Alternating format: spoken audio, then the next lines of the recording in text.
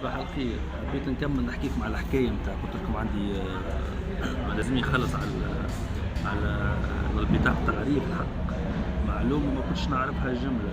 علاش طلعت في تونس كي تبدا عمرك 18 وأنت ماشي تدفع أداءات على كونك مواطن. هذيا غريبة ما حد يعرفها وحد ما قالها. ما تدفع تصرّح سواء دخلت تخدم ما تخدمش، تصرّح في العام قداش دخلت فلوس. والله غريبة هذي، معناها كان يجيو يفكتونا على القهاوي نعملوا بها بركة ممكن الناس كنت توصل الحبس.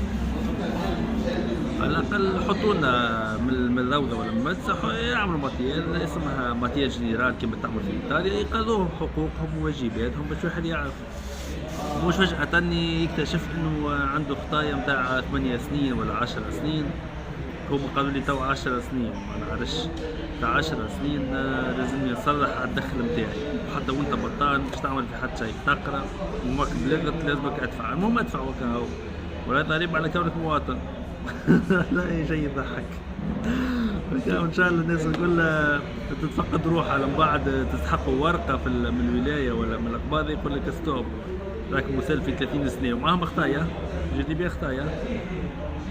خاطر العام ظهر لي 20 دينار تبدا خطية، معناها ما في بالكش العام 20 دينار، وانت احسب 20 دينار في 11 من عام مسال.